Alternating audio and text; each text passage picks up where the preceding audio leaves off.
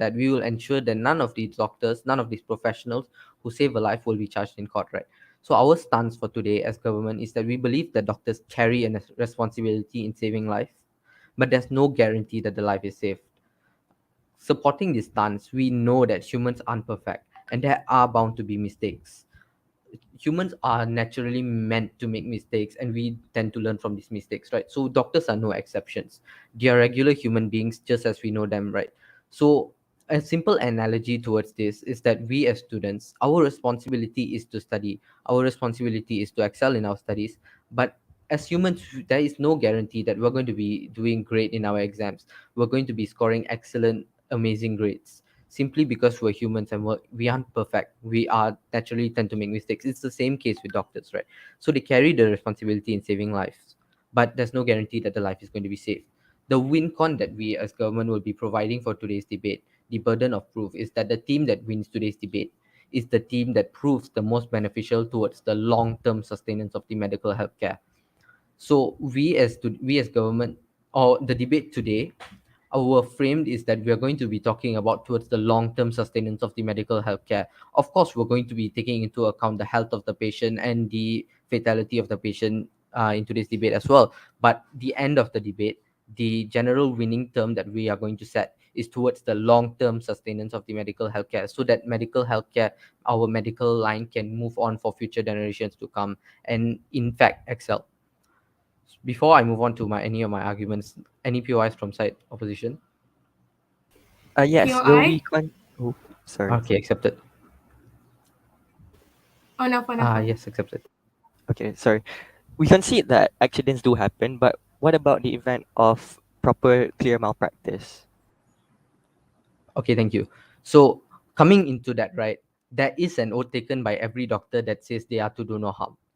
It's a Hippocratic oath, and doctors are meant to take that oath, meant to sign a document before going into practice that says they are meant to do no harm.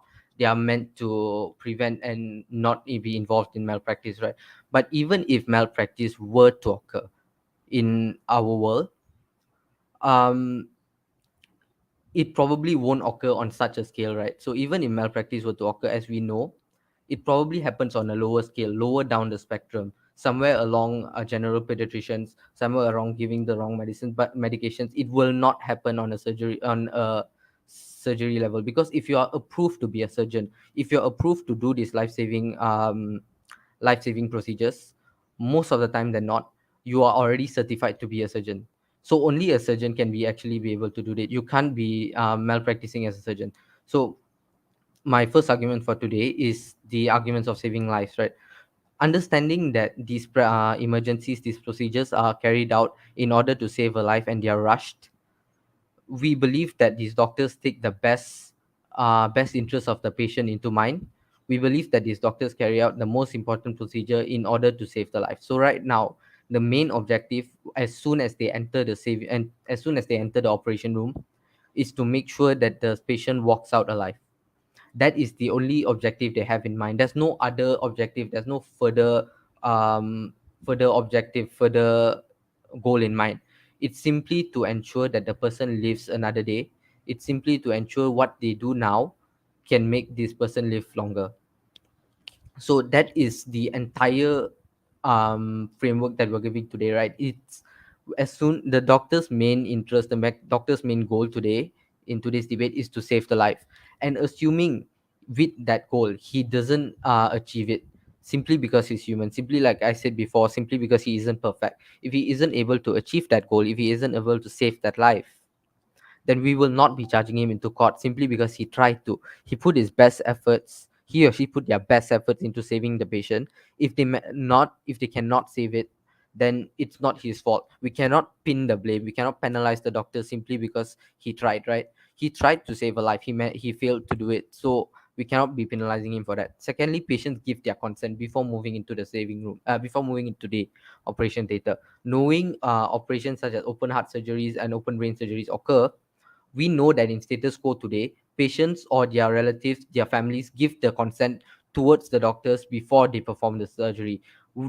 Keeping that in mind, we understand that patients have already given their consent onto the surgery.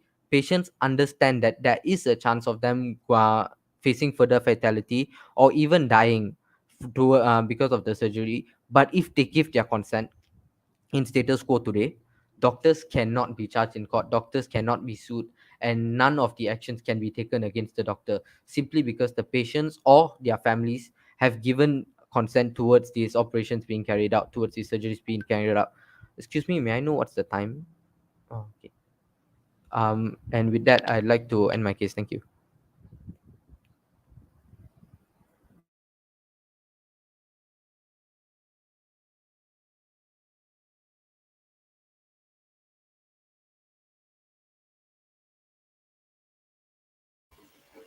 Am I audible? Yeah, you are audible.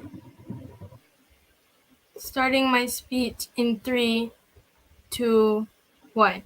Hano, I think it is extremely harmful how government conceded with malpractice occurring. They even say it happens at a small scale, but they didn't give you a counter mechanism on how these doctors would be actually held accountable, right? They just keep saying like providing this acute immunity will save more life and stuff like that. So today we're going to prove to you how with legal action it can actually make our doctors even more accountability and deter these doctors from committing malpractice in the future, right? But before that, I'd like to give 3 pieces of setup.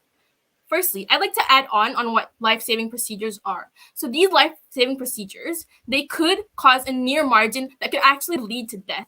And we think that it's extremely harmful that these doctors are not given legal action against them when they cause malpractice that could lead to such death, right?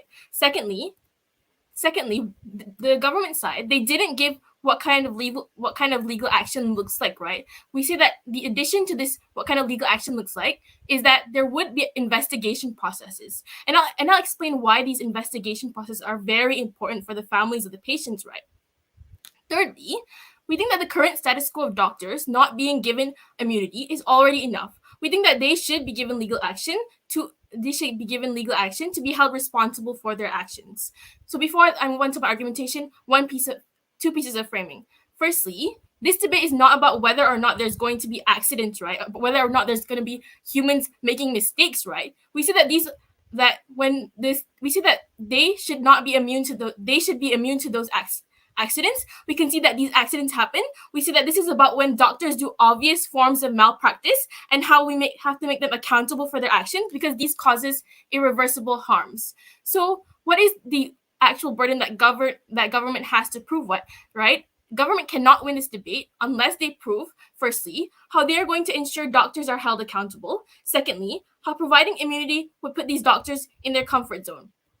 Before that, let's see what they talked about, right? They said that like humans aren't perfect and they make mistakes and so on.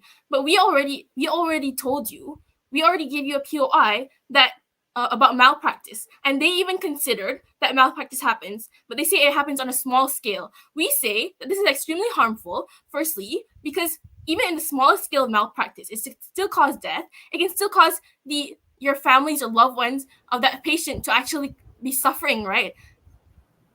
And they also told you that it is a doctor's main interest to save a life, right? We say that this is not an active debate where we have to debate about the main interest of the doctors. We're talking about the patients in today's debate, POI. right? So before I move on to my argument about accountability, sure, I'll take a POI. Okay, so I said even if malpractice occurs, not that malpractice occurs, and even if it does occur, it occurs on a smaller scale and not to surgery level. So whatever you mentioned just now doesn't filter into today's debate because we're only talking about the life-saving procedures, as I already set the parameters. Secondly, it is the best interest of the doctor and the patient to live another day, right? It's for the best interest of the doctor for the patient to live, and it's in the best interest of the patient to live. So would you please clarify on that? We already told you that this isn't an active debate where we have to debate the interest of the doctor, right? We see that today in today's debate, the most important thing is about how we're going to make sure that these doctors are accountable for their actions because it can cause harms to the patient. And in the POI, and when you said even if, we see that that is a form of conceding, and also conceding that this malpractice can occur. And even though it's a small scale, we see that it still happens. So moving on to my argument about accountability.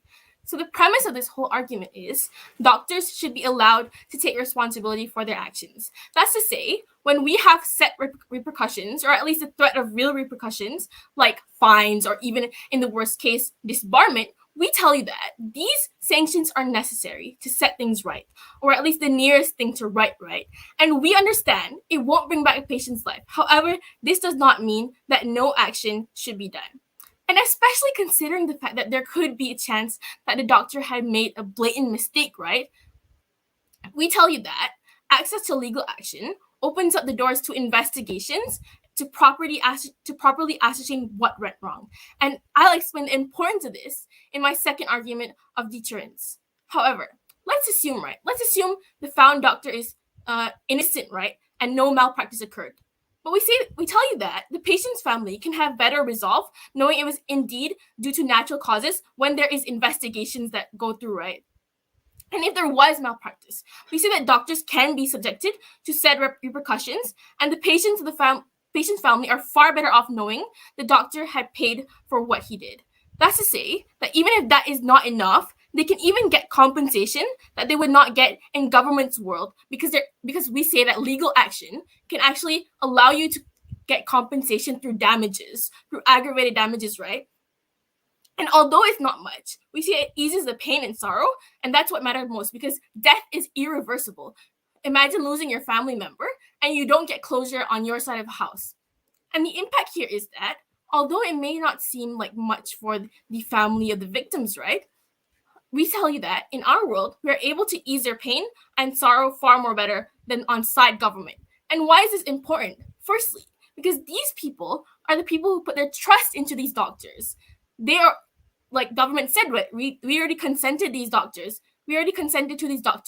However, malpractice is something that is a wrong thing, right? And they already trusted these doctors to carry out those surgeries. They are the ones who signed off for the surgery. And because of that fact, because they put their trust in the doctors, it makes sense to cater to these people simply for the fact that they were wronged by giving them legal action. The comparative here is that on our world, we tell you that these doctors will be more careful when undergoing these procedures, and we are able to better cater to these victims. That is exclusive on our side and our side only, as compared to side government that simply tells them it is never the doctor's fault and it's always be by like mistake or whatever, right? And the second argument on deterrence. But before that, are there any POIs? Yes. So your last sentence where you said it's never the doctor's fault, it's always a mistake, right? Even like I said, even if it's the doctor's fault, it isn't still in line with his goals. His main goal is to save the victim. Oh, time's up. All right. Thank you. That's why we already told you a full-on analysis on how we're actually going to save these patients, right? By giving legal action to deter this from happening. And that's what I'm going to explain in my second argument. So the premise of this whole argument is that it deters malpractice from happening.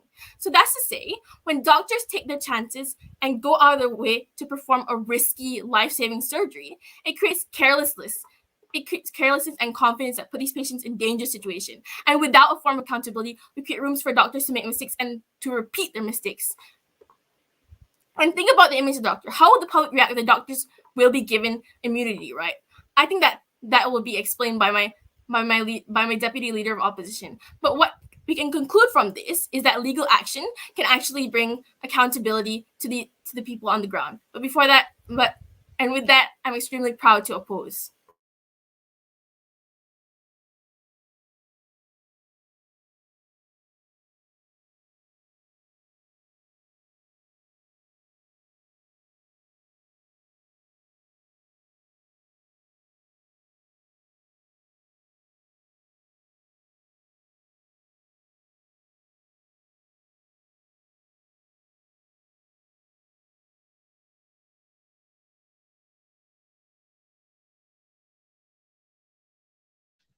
All right, thank you so much. Can I have the Deputy Prime Minister, please?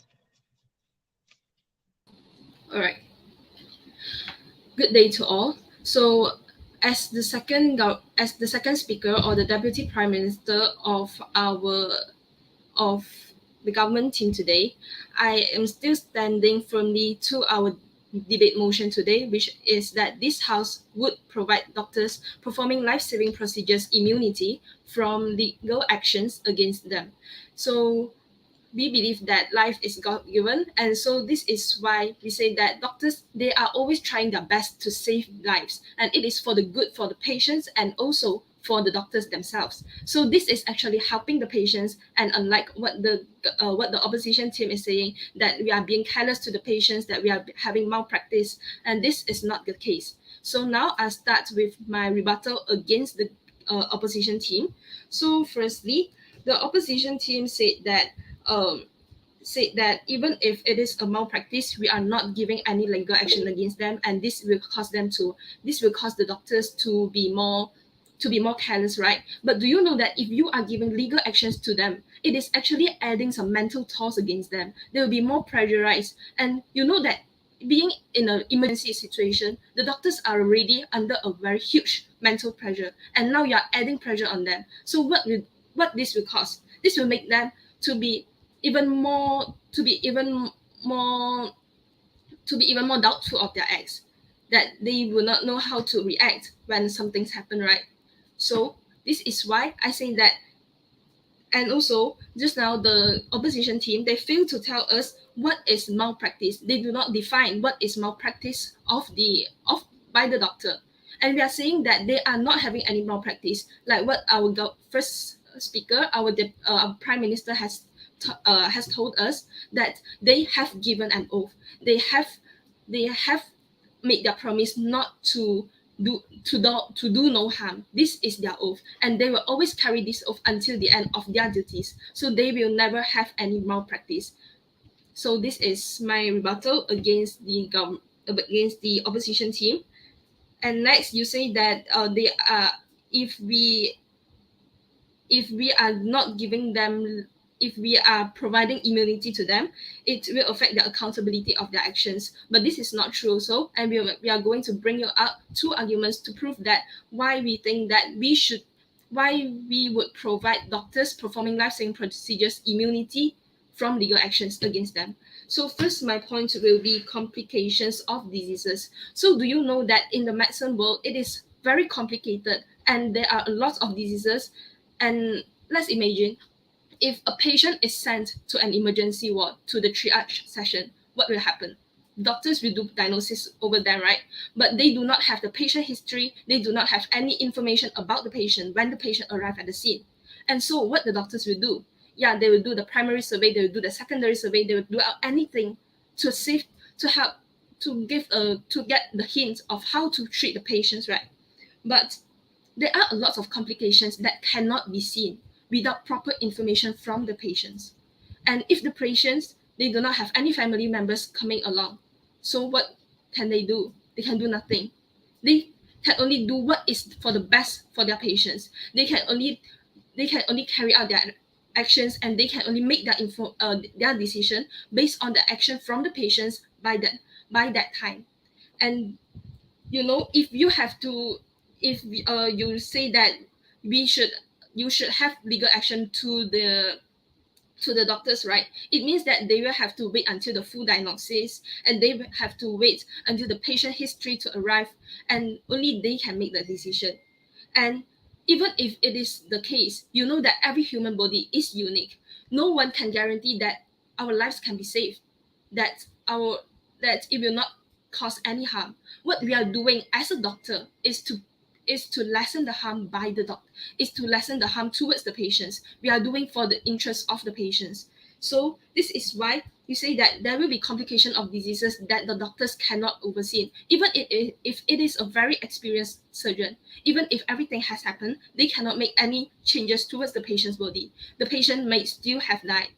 They may have still suffered from any harms that is by the surgery. We know that every surgery has the risk, right? Even if it is not life-saving procedures, they have the risk. Every surgery have the risk, and we are not guaranteeing patient's life. So if you charge legal actions against them, this is just unreasonable, right? Like, you are just charging them against something that is unpredictable. This is not what we have to do as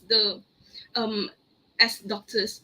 And also, secondly, this also leads to my second argument, which is that if if you are charging doctors because they provide any life-saving procedures that harm the patients, it will actually cause them to have delay in treatment. And we know that in every cases, especially emergency response, there are golden hours in which if the doctors fail to resuscitate the patients in the golden hours, the patients will have irreversible damage. It will cause fatality. So if you say that you are going to charge against them, what they have to do before the treatment, they'll be doubtful of their acts. They do not know what to do. And this will only cause them to feel that, and this will actually help, this will actually make them to delay their treatments. And this will be a huge mental toll to them, and it will actually end up harming more lives. Why? Because they are thinking how to make the best decision. Whereas if they are given immunization, if they are given immunity from legal actions, they will straight away proceed with the procedures without thinking of what will cause without thinking of causing harm to the patients. They will always perform towards the interests of the patients. And also next, I'll talk about decline in medical surgeons. So we know that if you are charging against them, what the medical practitioners or the surgeons will think of, they'll think that they are worthless, that they will be less passionate in their field, because they think that because uh, this is because they think that their effort will not be appreciated, and they will be withdrawn from being a doctor. So they cannot see themselves being appreciated by all the people they have saved, and they will always think that their life is at stake because they may be charged if with a legal action. So what will they do? They will just give up. They will better go to become a pharmacist. They will better go to become a dietitian instead of a medical surgeon.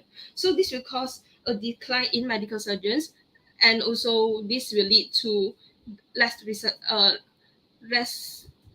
sustenance of the medicine field. So with this, I rest my case. So we have successfully bring out the point that why doctors should performing life-saving procedures immunity from legal action against them. With this, I rest my case. Thank you.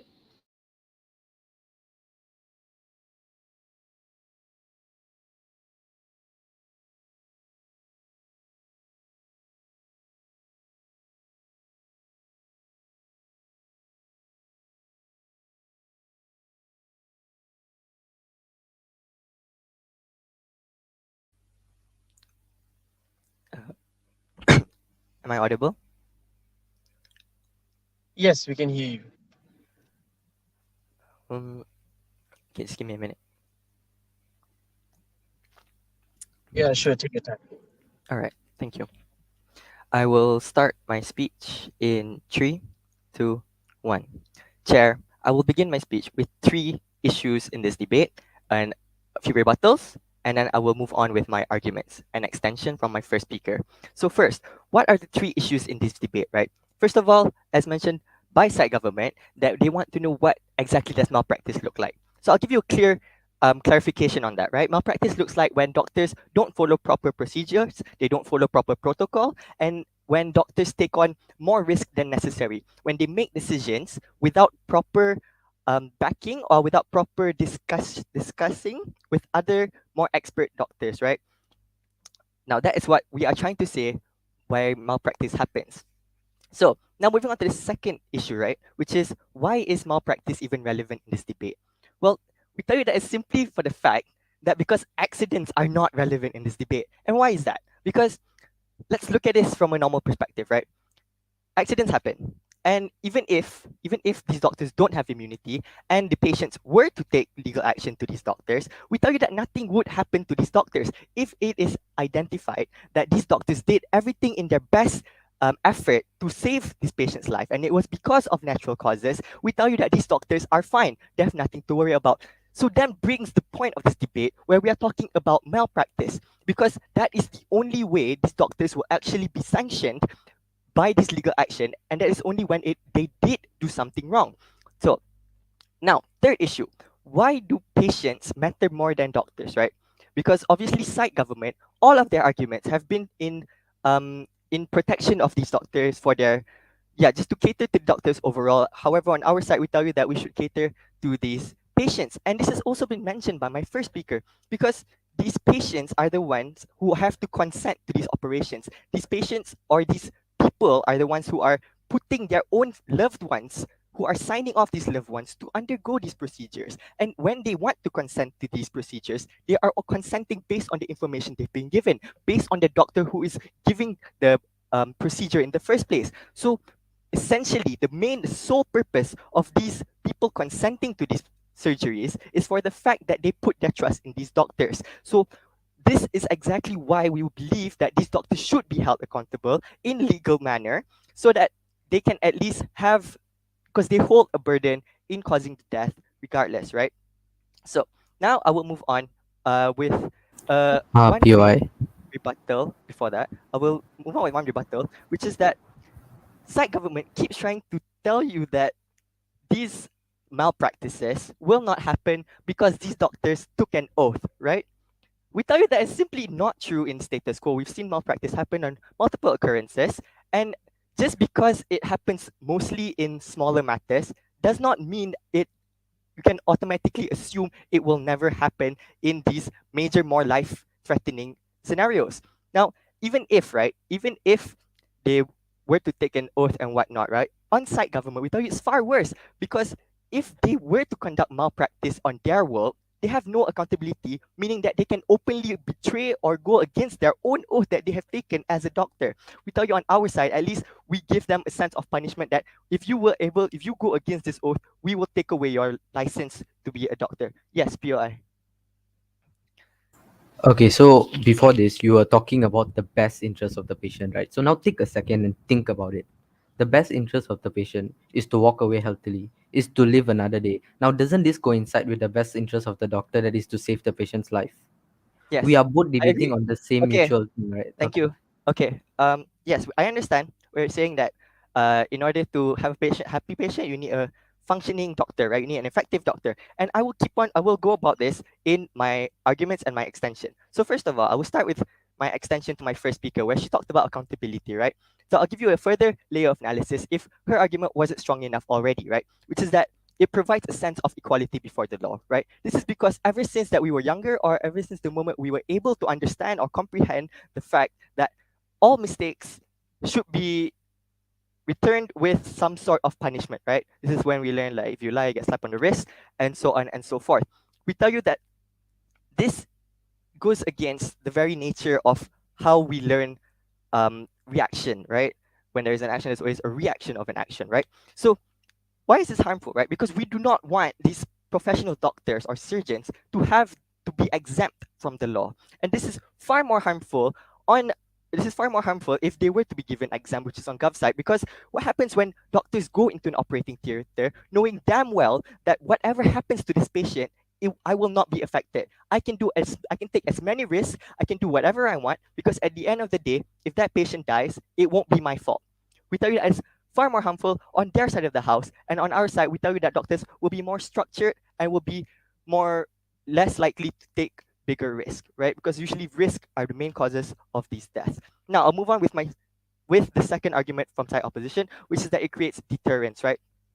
We tell you that when doctors take chances and go out of their way to perform risky life-saving surgeries, which, as mentioned by my first speaker, this is a situation where even the most microscopic margins of error will lead to death. We tell you that it creates carelessness, and it puts the confidence of these patients at risk, right? It puts confidence of doctors, um, confidence of patients towards these doctors at risk.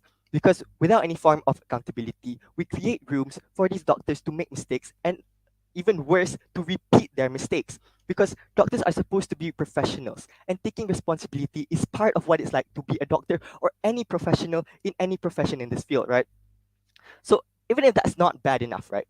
Even the image of doctors as a whole will be far more worse affected on their side, because how would the public react knowing that a doctor caused the death of someone and was able to continue working the very next day?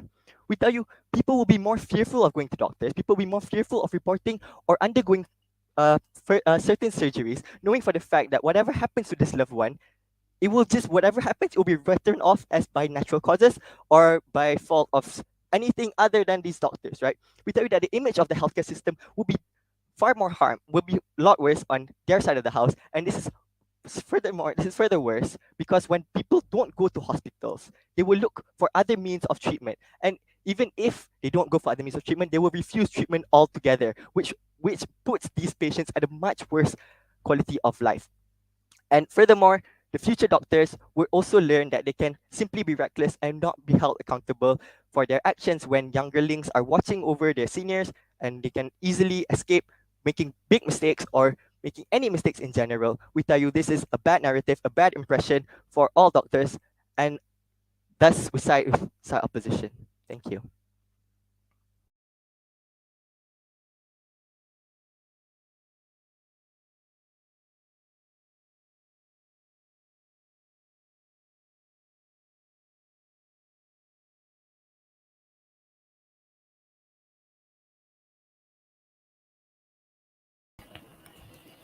Hi, am I audible? Yes, we can hear you perfectly. Okay. Okay.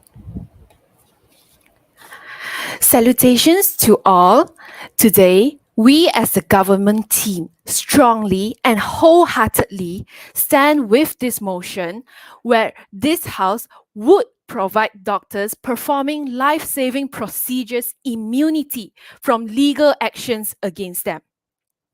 And our stance as opposite government team today is that we believe that doctors do carry a responsibility in saving lives, but there is no guarantee that the life is saved.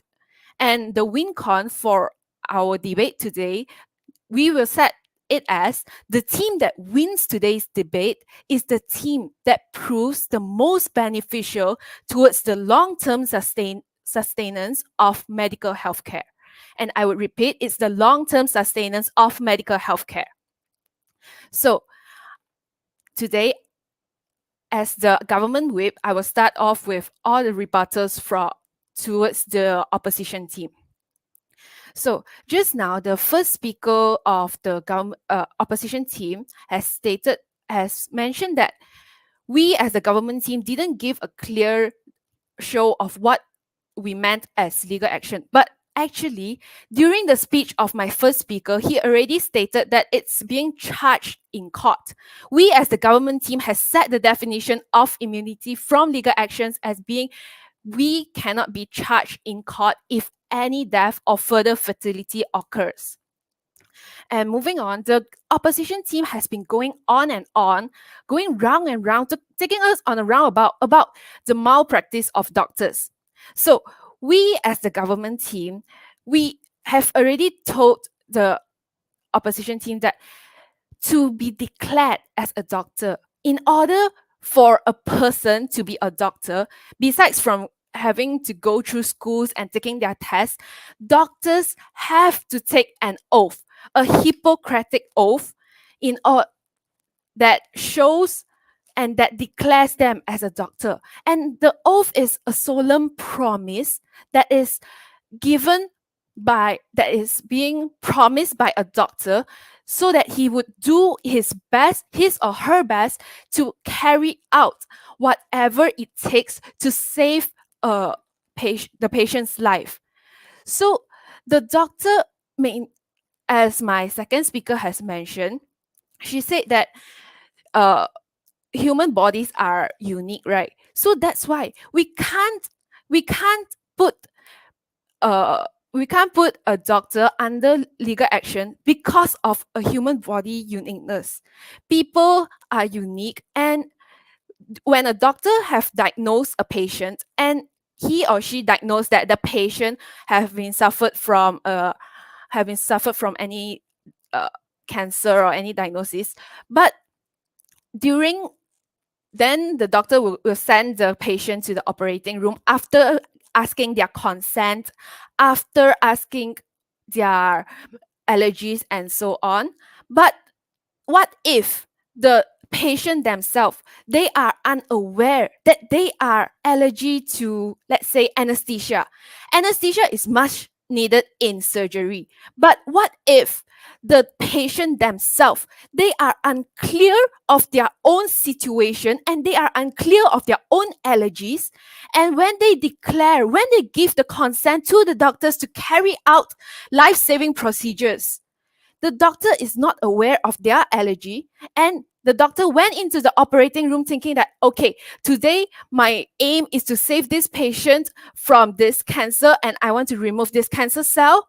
But the patient that failed to declare his or her allergy towards the doctor made the patient themselves being brought to fatality because of her hers or his uh hers or his allergy to anesthesia. So Your how Honor. can we let me proceed first. So how can we hold a doctor accountable for this? So ladies and gentlemen, it is important for a doctor to ask consent during life-saving procedures, because what we are talking here is about life. Life is at stake, ladies and gentlemen. And yes, the POI. Are you saying that these procedures usually happen without any previous testing to their allergies or their condition, whether they can handle the procedure in the first place? Thank you very much. So I'm saying that if the patient themselves, they fail to tell the doctors what they are allergy of and what are their symptoms and what are their diagnoses from maybe other previous doctors as well. So how can you hold the doctor who is working his or her best to save this patient accountable for this, even if for this fatality that causes the patient being in a coma? So, and moving on, the patients, what we would like to emphasize is that the patients are already given consent to towards the towards the doctors. So which means they are actually mentally and physically prepared to get any results from the doctors. They have to believe in their doctors, right?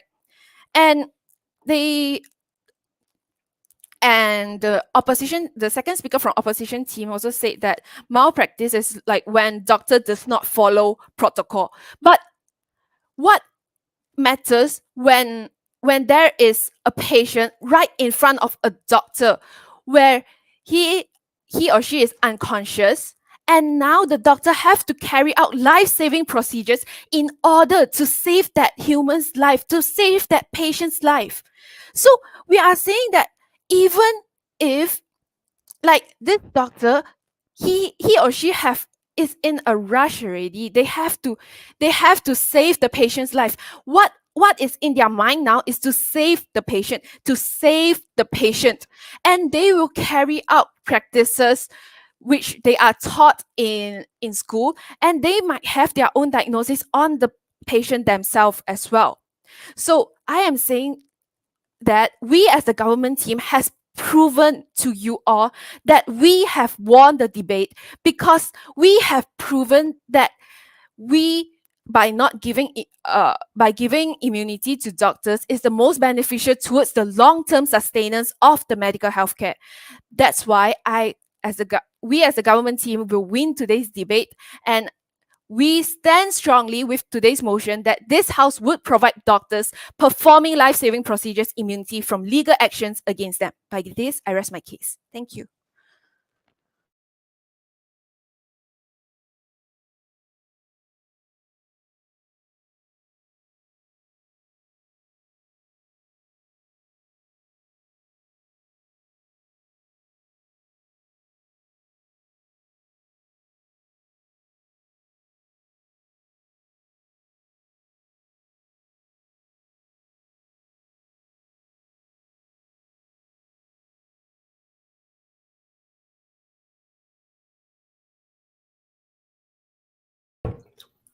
Hello, can I start now?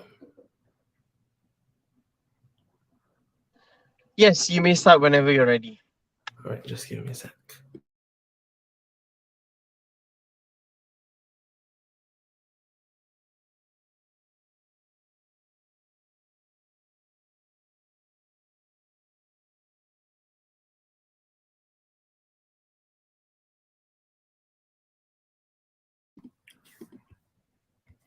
Am I audible? Yes, we can hear you. Right, cool. Wait, sorry.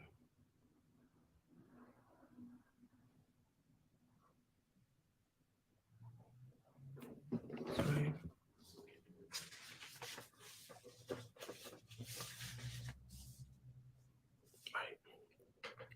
Okay, I'll start my speech in 3, 2, 1. Panel, I think that my second speaker, the DLO, has already did a good job in proving to you why opposition bench wins this debate.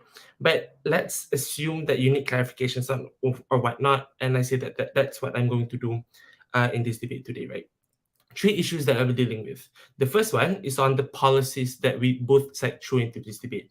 So, side government, side government proved to us that having immunity is good for doctors. Why? Because it releases doctors from pressures and whatnot, and they told you that giving immunity to doctors is okay because they have oath and etc. Right? Firstly, is on the idea of giving pressure. Right? Second speaker already proved to you why giving pressure to doctors is actually a good thing. Why is this so? Is because doctors need to be held accountable for the things that they do in surgery, especially when it has a huge risk in damaging an organs of the patients, or the organs of the patients and whatnot, right? So we say that pressure is a good thing because doctors need to know that the family of the patients is putting all hopes into this doctor. But secondly, we said that every doctor have a form of duty of care, right? So what does duty of care means? It means that they need to be at their best possible state in order for them to perform this surgery in the first place. Which means if they actually feel too much pressure, if they feel like they have stresses at home, and if they feel like they're not confident to perform this surgery, we tell you that they can pull back and call on another doctors, right? We say that this idea of saying that legal actions means putting pressure. We tell you that this is not true. We tell you that this is no longer relevant into this debate, right? But secondly, is that they're trying to continuously prove to us about the oath, the hypocritical, the oath, right? Saying that it's You're right. good enough. No, thank you. They're saying that it's good enough to put it's good enough to put responsibility into doctors because at the end of the day, the objective of doctors is to save life, and hence we cannot put them into accountable. We say that the idea of giving accountability, the idea of telling doctors that if you mess this up, legal actions will be taken, is a part of the oath, right? Because when doctors take their oath, it's not only saying that, I'm going to try my best and save lives. No, we tell you that when they take oath, they're actually trying to say that I will hold my responsibility, I will take actions against my responsibility, and I do concede to any actions that will be taken against me if I do something wrong. We say that this is a part of the oath, right? But assuming that, let's say it's not, let's say that the doctor's oath is really just about saving lives. We still tell you that this is not a good enough to hold these doctors into accountable, especially when the family of the doctors actually heavily rely on these doctors in the first place, right? But secondly, let's talk about the policy that we're trying to make, the legal action policy, right? Their best argument against this is to say that we have incidents in the surgery room, we have diseases that are unknown, and then they also go on and talk about what if patients do not know certain allergies and whatnot. First, my second speaker already proved to you that before they give before they go and do these surgeries and whatnot, doctors already know all the possibilities. They will properly check out these patients and do several tests to make sure that they don't have these surgeries and whatnot. So we say that this is not relevant. But secondly, right, it's okay if an incidents happen in the surgery room. What I mean is that if these incidents were to happen, if there are some unpredictable diseases suddenly You're right. occur or pop up in the surgery room, we say that it's okay because we're not going to take legal actions against this doctor because investigation will happen. Does not necessarily mean that there are some harms or damages being affected to the patients. You're right. We're going to immediately blame the doctors because we tell that's not part of the legal action. No, thank you. Now, move on to my second issue, right? It's on the move on to the second issue, which is on the idea of responsibility. They said that doctors take oath to save lives, therefore they shouldn't be punished. First, we tell you that side government is trying so damn hard to uphold the idea of morality and empathy, but for doctors only. Second, we tell you that doctors should be responsible and trying their best is not enough, right? Because taking responsibility is a part of trying their best. If they want to perform the surgery, but at the end of the day, they refuse to take responsibility of their own action, we tell you that that is not at their best state. We tell you that it's not part of the oath itself. But secondly, how about the family and the patients, right? We think that the government bench lacks inclusion for the families and patients. Because we tell you that patients put hopes into these doctors, but at the end of the day, if the doctors won't take accountability or responsibility for their action, we tell you that you only put this family in so much grief, and we tell you that this is not good for the healthcare system, which is something that they like trying to uphold and whatnot, right? They try to tell you that, oh, we want to sustain the healthcare systems, but they don't want doctors to take responsibility. They don't want patients to have trust in the future doctors in the first place, and we tell you that this is harmful to not only the doctors itself, to not only the doctors I themselves, but also to the healthcare system as a whole. Before I move on, sure. Well, just now you say that the patients give consent because they have the best interests. They trust their doctors, right? So when they trust their doctors, this means that they will not have, they are actually giving trust to the doctors, so that the doctors, and they will receive any consequences by the doctor's medical acts. This is explained by our third speaker. So can you please clarify that? How does it mean that? Yeah, right. But we don't understand this kind of argument that they're trying to make, right? They're saying that giving hope, when these patients rely on doctors, they say that it's good enough if there's something bad happen. Understand that if it's something that is not intentional or something that like a form of incidents or unpredictable, we tell you that legal actions will be taken, where investigations will happen. So at the end of the day, if it's not something that was caused by the doctors themselves, which means it's okay. They're not going to be reliable and whatnot. We're not telling you that every time there's something happen in the incident room, we're going to immediately blame the doctors. We say that doesn't make any sense. But lastly, it's on the duty of care, right? What does this mean? It means that when you go to a restaurant and you get food poison, that is it okay for me to just say that, oh, this chef does not intentionally try to like poison you and whatnot. This is incident, so we should just let go. We say that this doesn't make sense. Duty of care means that they should be at their best state, which means if they're not confident in the surgery, which means they should pull out and call another doctor. But secondly, to do their best and take responsibility is also part of the duty of care. We say that this is applied in any kind of like law related, right? But lastly, we still don't see any form of responsibility on your side, because you said taking oath is okay, and we don't see how you solve the grief of the patients. But let's take a look at the best case, right? We say that on the best case, if there's no malpractice, then it's okay. We're good with the doctors. But on the worst case, where the patients actually die and whatnot, we tell you that doctors will be held responsible, which means the future doctors will become improved better and whatnot. But second, closure to family, and lastly, we provide check and balance into the healthcare system, which means we uphold the idea of sustenance of healthcare that you want to uphold so much into this bit. With that being said, thank you.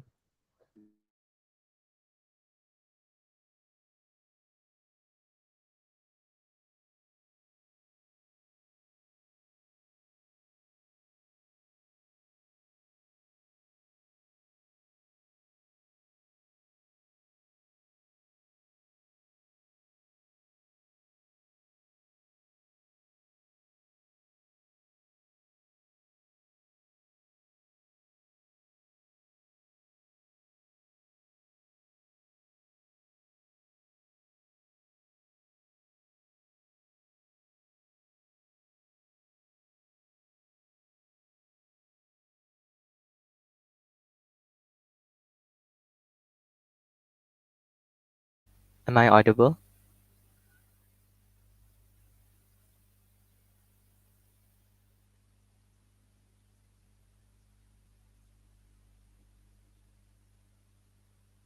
Testing.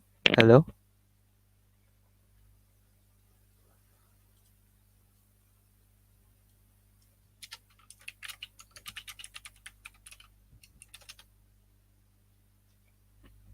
Testing. 1, 2, 3. Yes, we can hear you. All right. Thank you. Just want clarification if I can start. Is the timekeeper ready? Yeah, whenever you're ready. All right. Thank you. I will start my speech in 3, 2, 1. Chair, I'll give you a rough overview over the whole debate that has happened, right? So, first of all, I'll tell you that on side opposition, we were able to engage with all of the arguments presented by side opposition, which were not many to begin with, right? Now, ignoring the fact that they failed to they failed to engage with our whole second argument and our second analysis, where we talked about how, first of all, that these doctors should be treated like any other person, which is they should not be exempt from the law, and also about how we are able to, first of all, prevent further malpractices from happening and prevent other doctors from taking on these malpractices. And we also how we are able to better cater to the healthcare system, which I remind you was their initial burden to prove in the first place. So not only did we take on their burden, but we also proved our burden how it is more harmful if we were to exempt these people from legal obligations, right? So now I will move on to the main clashes in this debate, right? First of all, which side saves more lives, right? We tell you that on Gov side, they are trying to say that the benefit of the doctors is a prerequisite to the patients, right? They tried to keep on blaming the patients for every single mistake that happened, and they narrowed it all the way down to it is because of these patients who consented to these people, therefore the doctor is not at fault. We tell you that it's not the way this works, and we have explained that to you in all three of our speeches, where we told you that these patients only make these decisions based on their doctors, based on the doctors in charge. Now, they failed to give a proper response to why, even though they signed it because of the doctor, it is still their fault for signing it, right? Um, we tell you that these doctors have a large influence on how these people are viewing these procedures in the first place, on whether or not they want to attend these procedures. And not only that, we even tell you that my third speaker also rebutted that when these patients are to give their information, or like because they tried to bring up that sometimes the doctors are not properly informed of the condition of the patient, and that is usually where these accidents happen. Now my third speaker also has reminded you that this is not the case because there are certain tests that take place before the procedure would to begin in the first place. This is how doctors are able to properly identify whether a specific patient is ready or not to undergo the specific surgery, right? So aside from the fact that we've disproved all of their arguments and they have failed to even counter any of our arguments, right? Apart from accountability, but we tell you that sorry we tell you that even if right their arguments are still standing, we tell you that they're all baseless because most of all of their arguments are based on the fact that it is for accidents. And we've told you from the start of our speech that accidents are not important in this debate because even if there were accidents, there would be no legal sanctions on these doctors to begin with. So because of that, all of their arguments fall from the fundamentals to begin with, and we win this debate. Now, but furthermore, I would like to remind you that on side opposition, we have clearly told you how um, by ignoring these malpractices, we are able to provide better accountability for the patients. We are able to create deterrence for future malpractice. We're able to protect better healthcare system for the future. We are also better to protect the image of these doctors and prevent people from being fearful of these procedures in the first place. Whereas on site government, all they have told you is that if your close member dies during operation, it was most probably his fault to begin with. And with that, we believe site opposition wins this debate without a doubt. Never been prouder to oppose.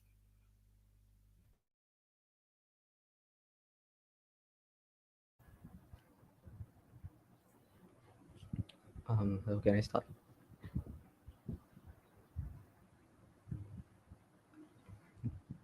Am I audible?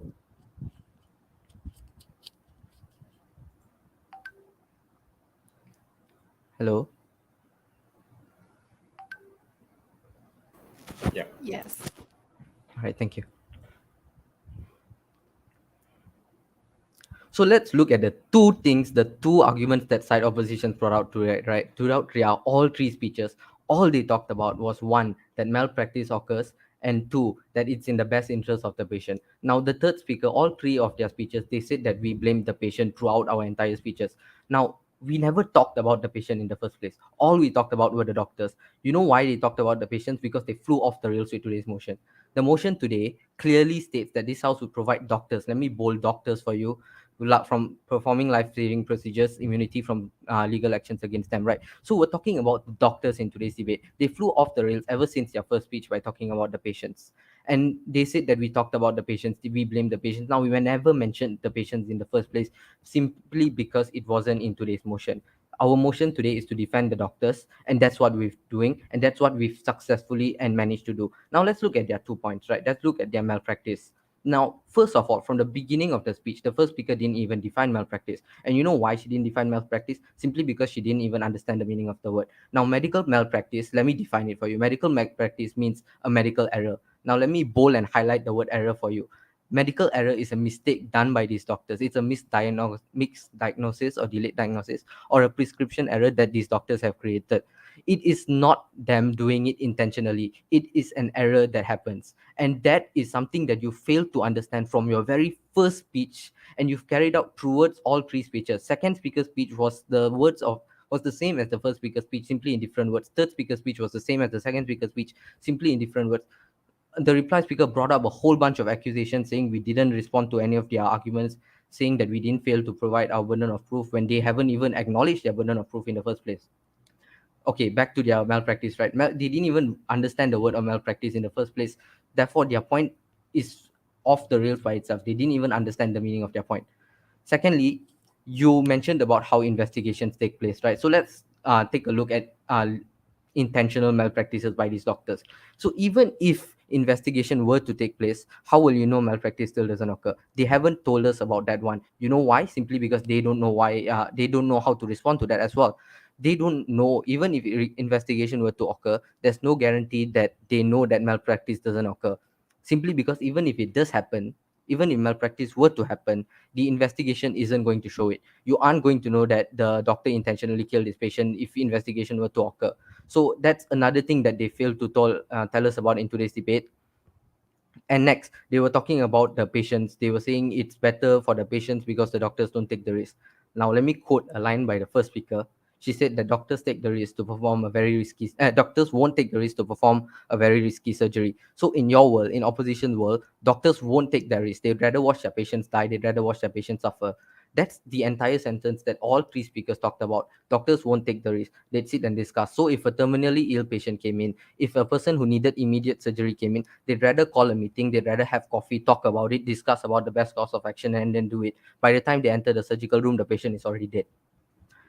We on our world, we take that risk, we perform the surgery, and 99% of the time, we save the person's life. They on their world, they fail to take that risk simply because they'd rather watch their patient die. So now that is the exact burden of proof that opposition has failed to prove in today's debate. Because in their world, doctors are now going to put themselves above and beyond their patients. Because now that legal actions can be taken upon these doctors, they would rather save themselves than save their patient. Because if the doctor walks into the surgical ward with the patient lying there, if the patient dies, the doctors know that the charge is on him.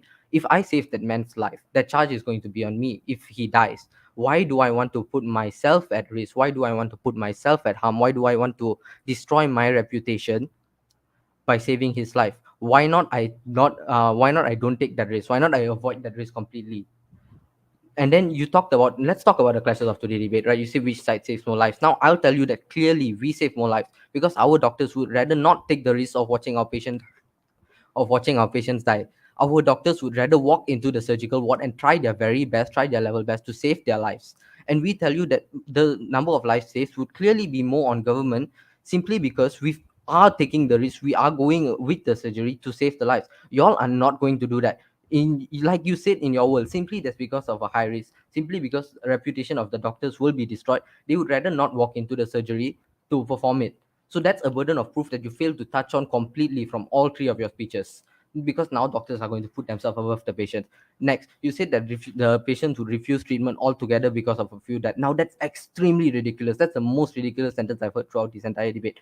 Will you not drive because there are accidents on the road?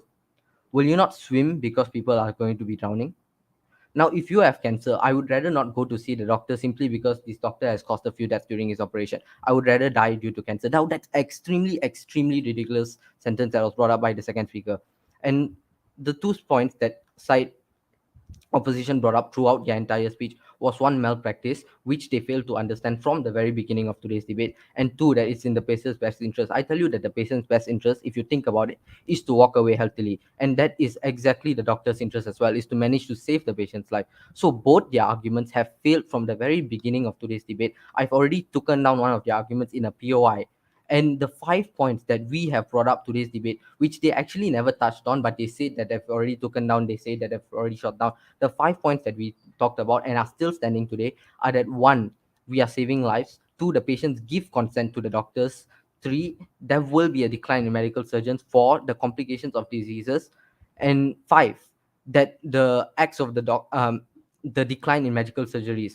Therefore, we have already win today's debate simply because we have already followed the win condition that I provided today, that is towards the long-term sustenance of the medical healthcare. With that, I've never been prouder to propose. Thank you.